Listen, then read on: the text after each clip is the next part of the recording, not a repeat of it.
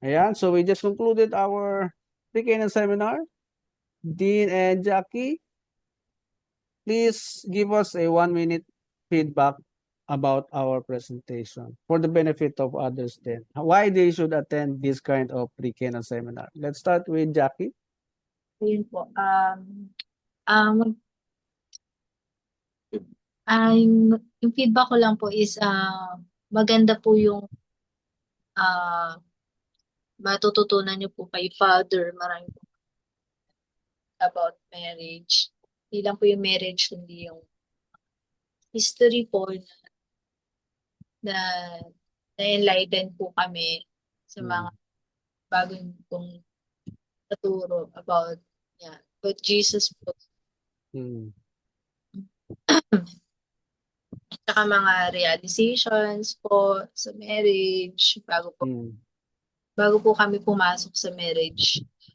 Yes. Yun lang po, Father. Because it secures your future. Diba? Mas handa tayo humarap sa challenges ng pag-asawa because of those things that I told you. Diba? Si Dean naman.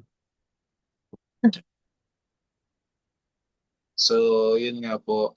Thank you po kay Father Angelo kasi po binigyan niya po kami ng deeper meaning, deeper interpretation about the Bible, about the words of God na hindi namin inaasahan na meron palang other interpretation about words in on the Bible po.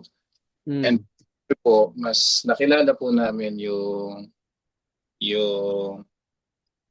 isa't isa, sarili na personalidad para mas lalo pang lumalim ang aming pagsasama po.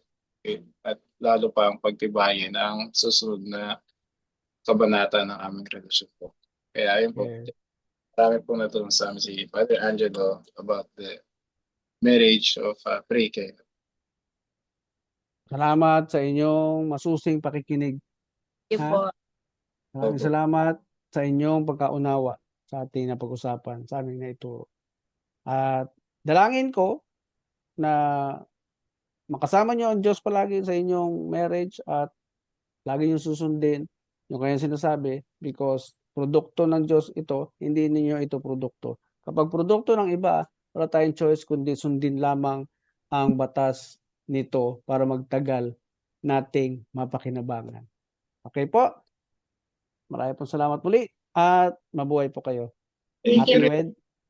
Happy wedding soon. Pag kulang kayo sa guest, nandito lang ako ha. Opo, no problem. Nice to meet you po, Father. Hope to see you soon. Good night.